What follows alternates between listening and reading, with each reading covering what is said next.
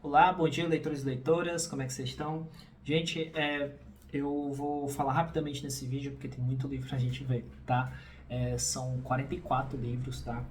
Mas eu queria prestar uma homenagem para uma pessoa que me mentorou em boa parte desses livros aqui, que foi o Oleg, tá? Que inclusive traduziu alguns livros que vocês estão vendo aqui, mas quero prestar essa homenagem aqui para ele, tá? Também, de agradecimento. Bom, gente, sem mais delongas, vamos começar sem uma ordem particular, tá? O primeiro aqui que nós vamos ter é Memória da Casa dos Mortos. Peço desculpa pelo cachorro, tá? Esse livro aqui, gente, para quem assistiu Carandiru, vai achar esse livro aqui muito parecido, tá certo? É uma época da vida do Dostoiévski, que ele ficou preso nesse local aqui, né, que é a Casa dos Mortos, lá na Sibéria. E, gente, é um universo todo que existe aqui dentro, tá certo? E aí, então, assim, vale a pena você conhecer esse livro aqui para ver essa fase da vida do Dostoiévski, né? Ele se faz como um personagem aqui e também para você conhecer aí personagens que se misturam com a vida dele, né? E ele tem um final aqui belíssimo, tá? Livro muito bom. Falando aqui um pouco da fase mais jovem dele, né? Nós temos aqui um dos primeiros livros que ele escreveu, que foi o Sósia, ou o Duplo, para quem preferir. E assim, gente, é um livro que até a página 57 ele não é bom, tá? Mas depois da página 57 ele fica maravilhoso. Você reconhece Dostoiévski, tá todo ele todinho aqui, tá? E tem um final bem surpreendente, certo? É quase um livro de terror.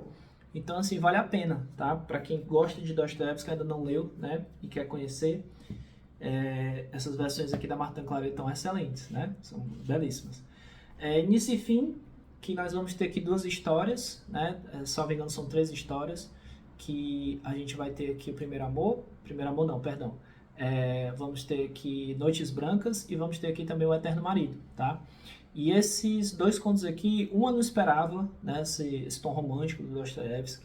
Realmente é uma história muito bonita, com um final trágico, né? E vamos ter também aqui o Eterno Marido, que é muito perturbador, tá certo? É um marido que descobre ali um amante, né, da esposa, e ele tem um mix de sentimentos por esse homem, né, que é impressionante. Amor, ódio, desespero, uma série de sentimentos. E você conhece, né, um pouco daquela psicologia um pouco pervertida, né, no sentido moral aí do Dostoiévski nesse livro aqui, tá?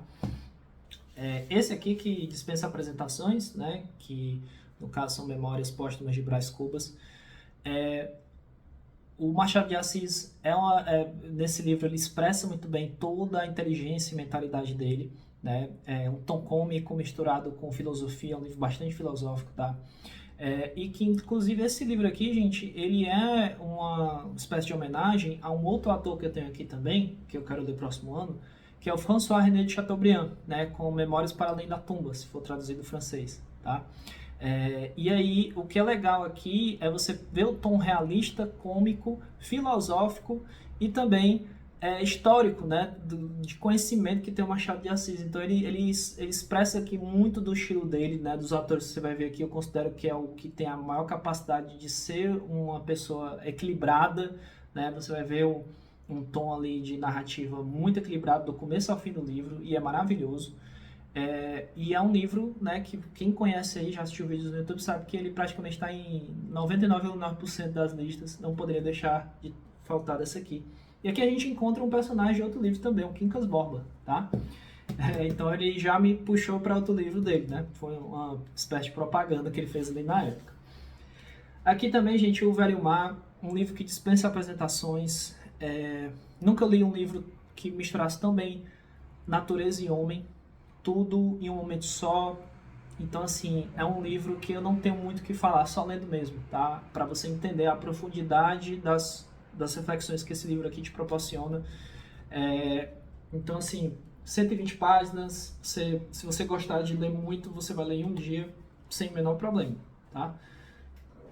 Esse aqui, que é muito legal, que é Orgulho e Preconceito, inclusive era da minha mãe esse livro. Aqui você vai conhecer, né, Jane Austen, vai conhecer o pensamento dela também em relação às ideias que ele tinha na época. É uma mulher de uma inteligência assim avançadíssima.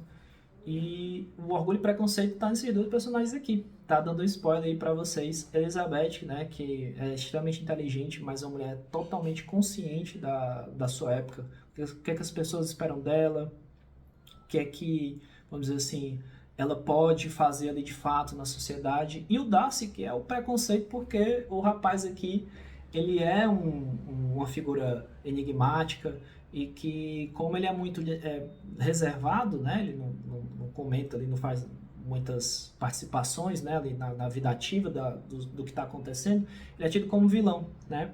Então, os dois extremamente inteligentes, né? É uma história sensacional. Esse livro é muito bom, não tenho o que dizer, é obrigatória a leitura, tá? E você vai entender o que é uma mulher escrevendo através desse livro, tá? Pela inteligência, sagacidade e a sobriedade com que ela escreve é impressionante, tá? Vamos ter outro aqui, que é Memórias do Hipérbato, um conjunto de poesias, um trabalho impressionante do Oleg, tá? Aqui você vai encontrar uma natureza da poesia belíssima, mas de sentimentos, certo? Então, a gente vai encontrar outros dois livros aqui que falam de temas um pouco ali parecidos, mas esse aqui é um trabalho impressionante do Oleg em termos de beleza, de estética, né? E também em termos de reflexões humanas e filosóficas, tá? É um trabalho impressionante mesmo, tá? C.S. Lewis é um professor, né, conhecidíssimo aí da literatura. Esse livro aqui vai abordar o tema do cristianismo, principalmente dos pecados, né, do cristão, né, como ele expia esses pecados, e aquele que para o C.S. Lewis é considerado o maior de todos, né, que é o do orgulho, tá? Então aqui a gente vai encontrar o que é o cristianismo, né, de maneira simples, os rituais, o que é o cristão, ele foca muito nessa parte, tá? Então é um livro que, para quem não conhece C.S. Lewis, é um bom livro de entrada, e para quem já conhece, né, e ainda não leu, é obrigatório, tá? Na sequência a gente tem esse outro aqui, que é A Abolição do Homem, livro bem curtinho, mas que gera reflexões aí em relação ao aprendizado, né, em relação ao que é o ensino, a tendência natural das coisas perderem seu significado, porque o ensino passou a usar mais de publicidade e marketing do que qualquer outra coisa, né?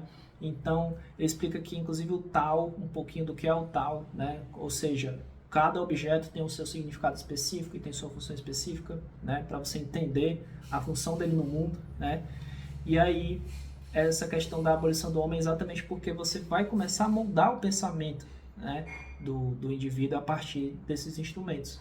E a preocupação dele aqui com esse tipo de caminho que o ensino está seguindo, assim, chamou muita atenção dele, né, e foi uma coisa realmente preocupante.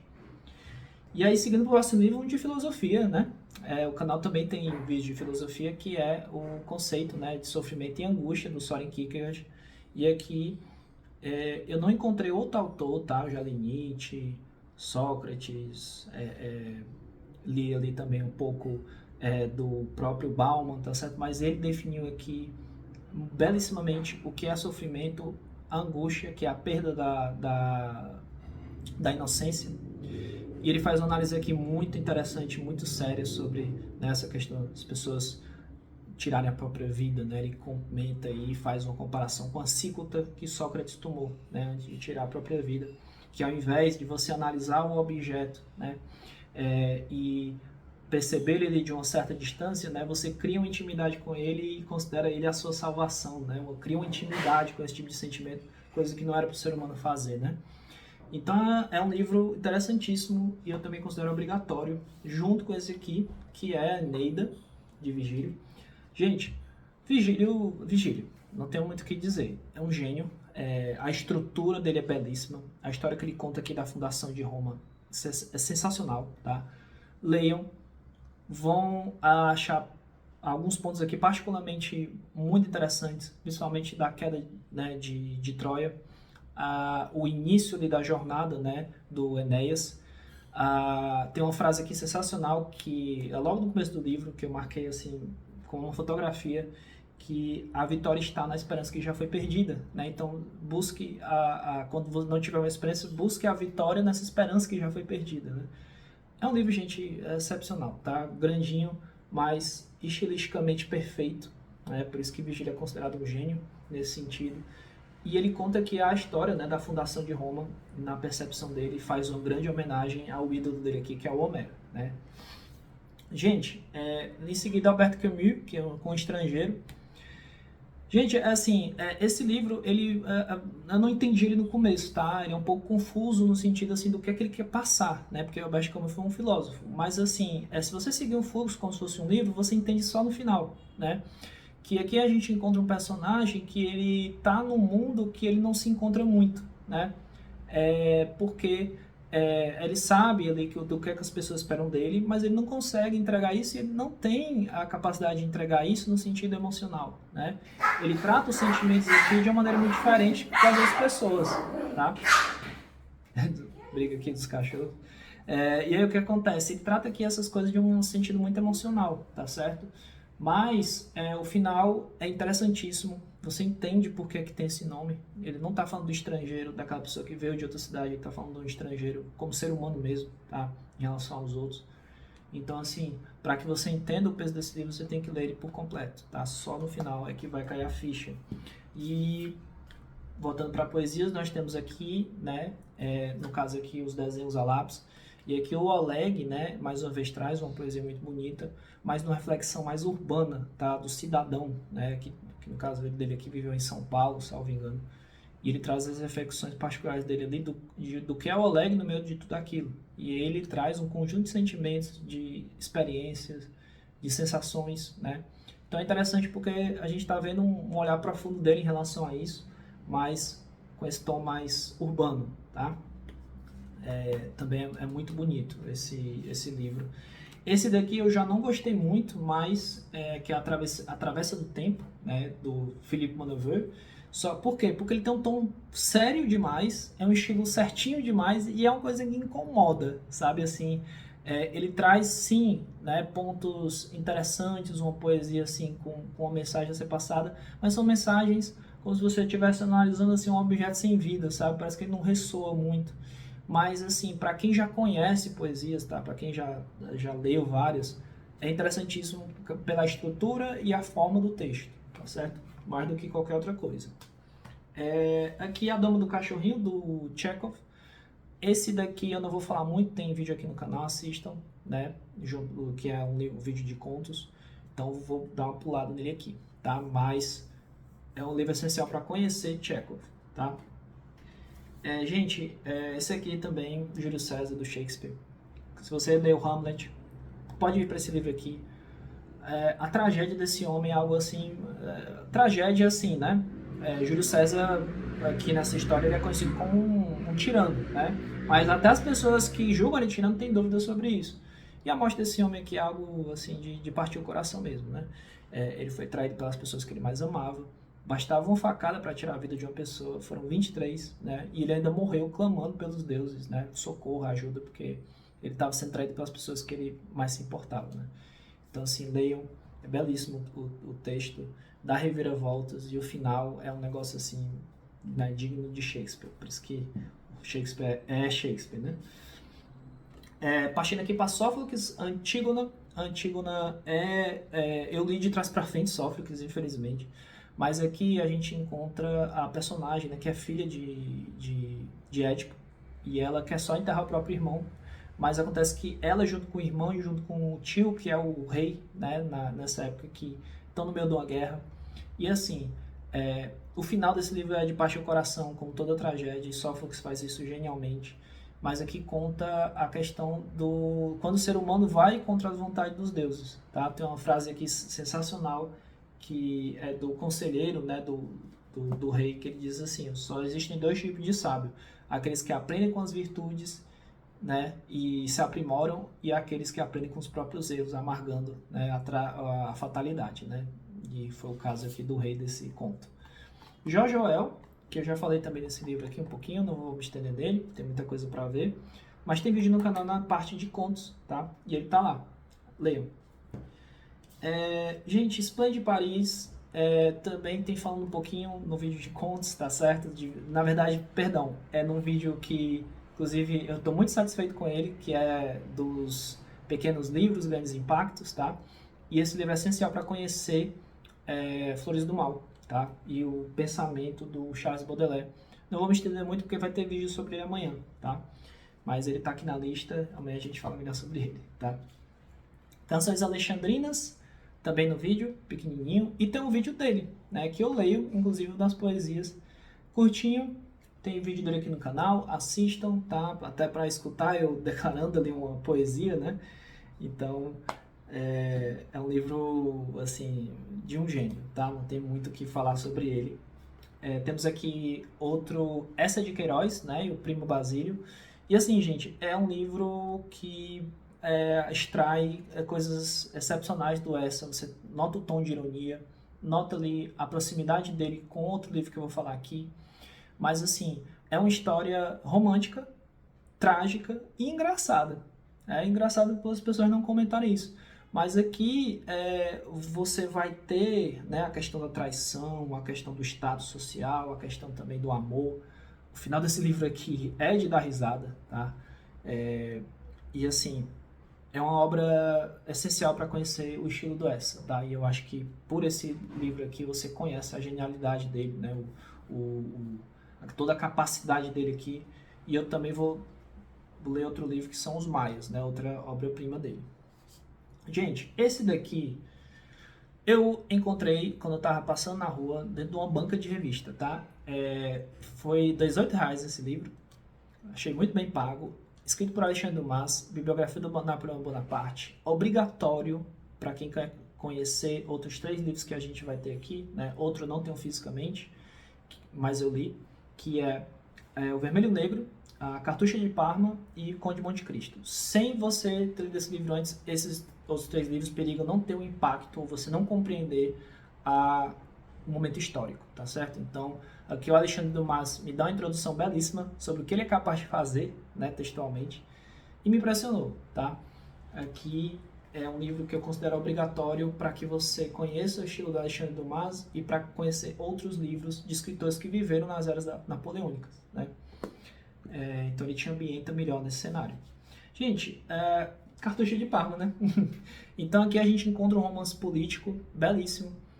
O personagem aqui principal, né, o Fabiano, ele tá no meio de uma trama, né, política que ele acaba se metendo ali, porque ele tentou, né, guerrear nas guerras napoleônicas, e aqui você vai pegar um período, né, pós-guerra napoleônica, onde é considerado traição seguir Napoleão, tá? E além desse motivo, né, dele ter ali guerreado, o príncipe da cidade aqui, né, de Parma, ele tem inveja, né, dele. E tem uma frase aqui sensacional que que ele dizendo que se as pessoas soubessem o quão o dom de virtude é superior se comparado com os dons do dinheiro, né? E ele faz outra descrição, porque uma mulher quando me procura, né, ela não vai procurar o príncipe, ela vai procurar os meus dons, né? Vai procurar o homem que eu sou. E aí ele considera menos homem do que o Fabrício, né? Com essa frase em relação às virtudes dele, né? Que ele sabe, inclusive. Flores do Mal, não vou falar muito, tá? Vai ter vídeo amanhã aqui no canal, mas é um livro, obra-prima, né? De Charles Baudelaire. E a gente fala melhor dele amanhã, tá? Gente, o Diário do Subsolo, do Dostoiévski, essencial para você conhecer a mente do Dostoiévski. Eu vou resumir esse livro aqui com uma frase, tá? Onde Dostoiévski diz que para conhecer o mundo, para viver no mundo, nada melhor do que observá-lo como se você estivesse no subsolo, tá? Então não espere muito do mundo, sempre tenha um passo sempre para trás, né?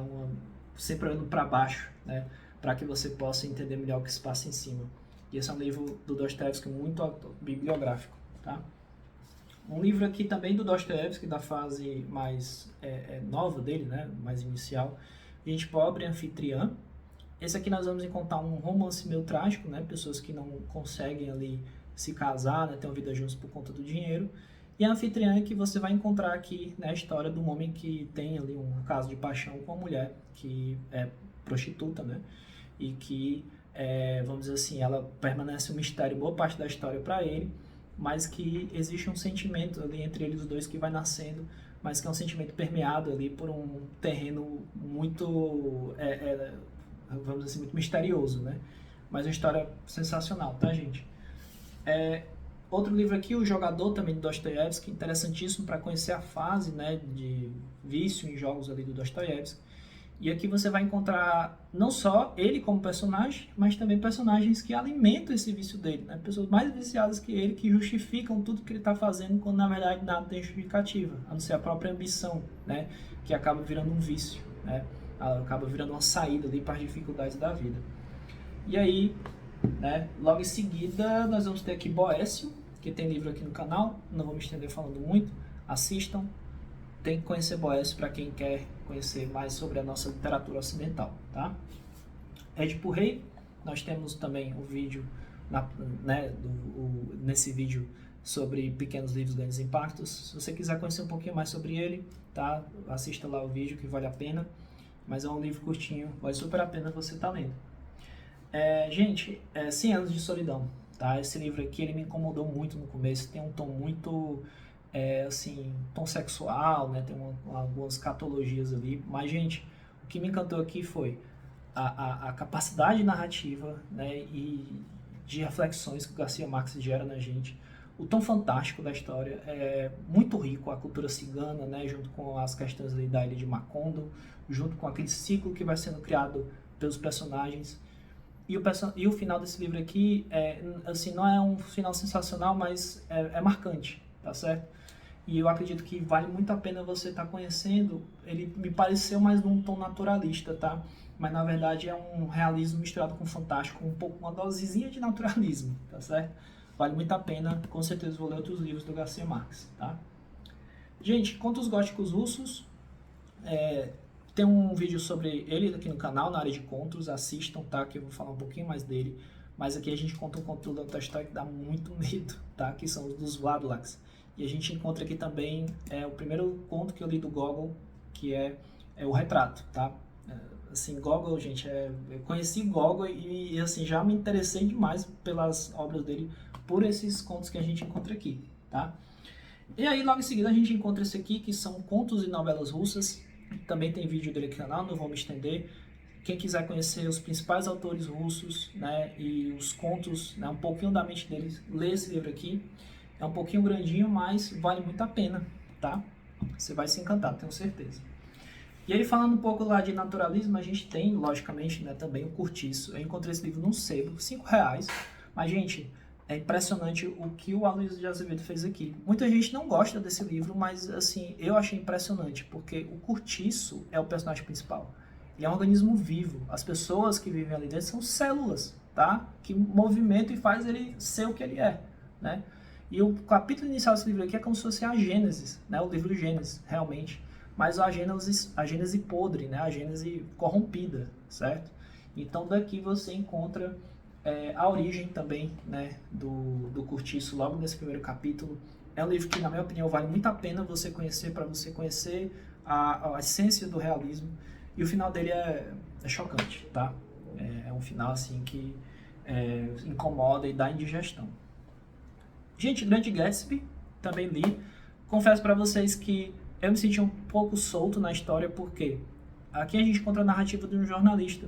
E os dois personagens, que ao meu ver são personagens essenciais para a história dele fica um pouco solta. Ele não o Scott Fitzgerald não aprofunda tanto essa história deles, deixa ali à mercê de um passado que aconteceu, de um futuro que é incerto. E me incomodou, tá certo? Mas assim, o que me conquistou foi o final, magnífico o final que ele faz aqui, e essa capacidade narrativa dele, que é uma coisa leve, é uma coisa assim, fluida, tá? Então, tá na lista aí dos melhores livros de literatura, mas pra mim, assim, me incomodou só por essa questão aí de ter ficado me sentindo solto ali um pouco na história, tá? Aí, logo em seguida, a gente vai ter Madame Bovary, do Gustave Flaubert. É um livro, assim, muito complexo para a época, mas aqui a gente encontra uma história que não é muito legal no começo, fica muito boa no meio, fica excepcional indo pro fim, e o fim é sensacional, tá certo? Ele é muito parecido com o Primo Brasílio, tá certo? Assim, a temática, um conjunto, você vai perceber igualdades ali entre esses dois livros. Mas esse livro aqui, ele é uma capacidade assim de mudança na história, de complexidade de sentimentos em relação aos personagens, que é mais profundo do que o do Primo Basílio, mas lá no Primo Basílio tem mais ironia, né? Você acha mais assim engraçado algumas coisas. porque o tom irônico lá é tão grande que dá vontade de dar risada. E aqui ele vai partindo para uma tragédia, de fato, tá? Aqui a gente encontra a questão da traição e tudo em relação aos personagens, mas vale mais a pena você ler e tirar algumas conclusões da experiência que você vai tendo, tá? E conhecer também a mente da personagem principal, que ela quem é vamos dizer, a bússola, né, do Flaubert nesse livro. E aí outro livro, que esse daqui é belezinha demais, assim, eu amei de paixão, que é Os Contos da Cantuária do Chaucer, do Geoffrey Chaucer. Aqui a gente vai encontrar uma competição, tá, entre personagens para ver quem é que conta a melhor história, quem é que faz o melhor conto. Então tem, salvo engano, acho que tem 12 personagens, cada um com um conto diferente, né, querendo ganhar ali a competição. Não vou dar spoiler de quem foi que ganhou, mas assim, para conhecimento sobre fatos históricos, conhecimento religioso, histórias engraçadíssimas. Tem um aqui de um Abade que você esperava uma coisa assim religiosa e ele te entrega uma história assim cômica e escatológica ao mesmo tempo. Tem um aqui de uma mulher casada falando das questões da vida casada, né? O que é que ela aprecia, o que é que ela não aprecia, os maridos que ela teve, engraçadíssimo. Eu me levantei e dei risada com esse livro. Gente, obrigatório, tá?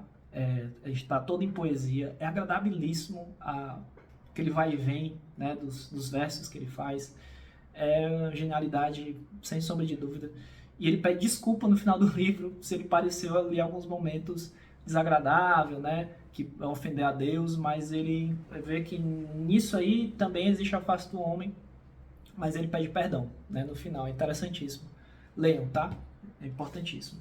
Aqui a gente vai encontrar outro aqui, que é um tom mais sério, né, o Franz Kafka e o Processo. E aqui o Franz Kafka ele faz uma história, né, de Joseph K., de um crime que ele não sabe o que ele fez. E assim, não é considerado crime. Ele foi acusado de ter entrado num quarto e roubado a foto de uma mulher. Mas aí percebe-se que não é bem isso. Que existe uma trama muito mais séria por trás, que ele não conhece. Que as pessoas que conhecem não estão dispostas a cooperar. E que a pessoa mais experiente está disposta a ajudar, mas não da maneira que ele quer, que é resolvendo o caso dele. Tem horas que é melhor não conhecer a verdade nesse mundo que ele vive aqui, né? Que também faz parte do nosso mundo. E aí, às vezes, a gente julga as pessoas que estão tentando proteger a gente, mas é de um infortúnio muito maior do que a gente imagina. E aí mostra a fragilidade, né? Do mundo que cerca o homem contemporâneo, inclusive a questão do que é um meio jurídico, né? Aqui tem um artista aqui que ele tem uma influência poderosíssima sobre os juízes, né? Porque ele que faz as fotos e os juízes conversam ali com ele, dividem muitas coisas da vida pessoal, né? Então, gente, leiam, tá? Só leiam. É um livro excepcional. Falando em livros excepcionais, nós temos aqui Emily Brontë, né, no Morro dos Ventos Vivantes. E, gente, esse livro aqui, o que ela fez aqui, trazendo um anti-romance, um anti-romantismo, na verdade, não um anti-romance, é sensacional. Do começo para o meio do livro, nós temos o anti-romantismo, de fato. Do meio para o final, nós já temos um livro romântico. De um passado que eles usam ali né, os herdeiros, né, para consertar, mas ele é inconsertável. O passado acaba virando uma casa abandonada, né? Então é um livro que te traz reflexões ali no final. Tem uma história que começa ali com um tom não muito legal, né, muito sombrio, pessoas tomando decisões erradíssimas, mas que culmina aí numa lição, né? Aqui nós vamos ter um do George Orwell, que é A Guerra na Espanha. Esse livro é muito bom. O George Orwell ele traz ali um relato, né, dessa experiência que ele viveu na Guerra da Espanha, quando serviu ali no POM. E também ele faz reflexões ali, né? Crianças, né, tendo que ir para a guerra. A principal arma não era nem as armas de combate mesmo, porque raramente um homem se acertava, né, num combate, mas era as ofensas, né? Por exemplo, nós temos aqui pão com manteiga, vocês não tem nada aí para comer. Aí às vezes as pessoas decidiam, né, traíam, né, o próprio regimento ali porque estavam passando fome, né? Então assim, ele te traz essa questão dessa realidade, né, da guerra civil, né, que teve na Espanha. Pede para você tomar cuidado com os livros de história, porque a história contada não é a história que aconteceu de fato, está longe de ser a verdade, porque a verdade pertence a quem ganha e muitas vezes eles mascaram, né, a história. Então, mais uma vez, um homem que faz um papel jornalístico excepcional, uma história que vale a pena muito ser lida e também traz essas reflexões, tá? Então, leiam, é um livro excelente. Gente, Partindo aqui, Molière. Gente, esse livro aqui vamos ter três peças dele, tá? O Tartufo, Dom Juan e o Doente Imaginário. E, gente, esse livro aqui é excepcional. Você ri, é engraçadíssimo. Molière, inclusive, tem essa frase dele, né, que eu vou resumir aqui a lição principal, tá? Que diz que a comédia, ela é um instrumento para corrigir os erros, para corrigir o mal. Porque não tem nada mais eficiente nesse mundo do que expor os erros, né, as maldades ao riso, né? Então aqui ele faz críticas fortíssimas, né? No Tartufo nós vamos ver aqueles personagens, né, religiosos, né, que na verdade têm uma série de erros, né, mas são tratados como santos praticamente. No Dom Juan nós vamos ter os personagens, né, que têm muito dinheiro, aí ele não se preocupa, né, em ajudar os outros, ele está preocupado em se meter ali com garotinhos, né, na cidade, né, em ser um conquistador. E o Dom Juan, gente, é um personagem... Eu gostei demais do Dom Juan, minha história favorita. O Doente Imaginário é da medicina, tá? Para ele, a medicina aqui, né, que existe aqui na época, era algo, vamos dizer assim, bizarro, era algo que devia ser citado ali como uma coisa negativa, né? E ele traz isso aqui no personagem aqui do Doente Imaginário, que é um hipocondríaco de marca maior, tá certo? Inclusive o final dele aqui é de dar risada, muito bom. E falando em excelente, né, de dar risadas, nós temos aqui Charles Dickens, no Oliver Twist. E, gente, Oliver Twist é um livro, né, como todo livro do Charles Dickens, muito bom. Aqui o personagem, por mais que esteja aqui na capa, não é, vamos dizer assim, a fonte principal narrativa do Dickens, mas ele é um motor de várias outras coisas que estão acontecendo aqui por trás. E é uma história que me emociona muito, tá? O orfanato, as condições aqui que esse garoto viveu junto com os personagens é de tirar lágrimas de crocodilo mesmo, tá? E ele tem um final aqui legal, um final bom, mas a história, assim, é uma história de partir o coração, de fazer cair o queixo, de refletir, de também te motivar ali, né? Tem muitos perigos, muita coisa que ele passa aqui. Lembrou muito, inclusive, outro livro que está aqui agora na pilha dos monstrões, né? Que deram trabalho mesmo para terminar. Gente, Os Demônios, Dostoiévski, é um livro grande, mas que você vai conhecer aqui o lado negro da política, o lado negro do ser humano, quando se mete com essa questão de ideologias, de política. E vamos ter personagens aqui que a morte de um indivíduo não quer dizer nada, tá? As decisões são tomadas com base em interesses do que eles chamam aqui de movimento, tá? Inclusive de crimes que são cometidos, né, em nome desse movimento, né? Pessoas que têm doenças mentais, pessoas que têm ali uma moral completamente deturpada, né? Então esteja preparado para ler esse livro, tá? É um romance político excelente, mas muito impactante. Pessoal, esse aqui também é outro peso pesado, 125 contos do Guy de Maupassant. Gente, o Guy de Maupassant, ele não cansa, tá? Quando você pensa que ele vai acabar, que ele já... tu me contou aqui 125 contos. É possível que a hora não acabe essa imaginação, essa capacidade de criar. E não. O cara não se esvai, tá? A inteligência dele, a imaginação dele não acaba. É uma fonte sem fim. E ele traz histórias interessantíssimas, né, de terror, né, no caso aqui o Orla, né. A gente tem um vídeo aqui onde eu falo um pouquinho sobre esse livro, acho que vale a pena vocês se aprofundarem um pouquinho lá, mas vale mais a pena você adquirir esse livro aqui, tá? É, assim, excepcional, não tem muito o que dizer dele a não ser esse adjetivo mesmo, tá? Gente, e o meu queridão aqui, que é até agora, assim, é o meu livro favorito de todos, David Copperfield, tá? Charles Dickens aqui é o livro mais autobiográfico dele, né? E assim, não tem o que dizer, tu encontra a vida do Charles Dickens toda aqui, junto com um tom de aventura, com romance, com uma série de questões que eu não tenho o que dizer, tá? Leiam, porque muda, tá, a sua percepção, porque você encontra toda a vida de um indivíduo aqui dentro, do começo ao fim. Desde quando ele nasce, né, que ele nasce com uma placenta próxima aqui da cabeça, né, até o momento da vida adulta dele, né, onde ele encontra ali o estado de paz dele, né? Então, gente, esses foram livros, tá, que eu li. Agradeço aí demais vocês terem chegado até aqui. Agradeço demais também ao engajamento com o canal. Eu fiquei muito surpreso com o último vídeo que eu fiz. Muitas pessoas comentando, muitas pessoas dando apoio. E é importantíssimo, tá? Porque a gente se sente motivado para continuar fazendo esses vídeos. Eu fico feliz demais que vocês estejam gostando. Estou sempre aberto aqui a sugestões de livros, a indicações, tá certo? Então, só tenho a agradecer muito a todos. Desejar aí um ótimo sábado, um ótimo final de semana a todos. E até amanhã, onde nós vamos ter, né, o nosso próximo vídeo.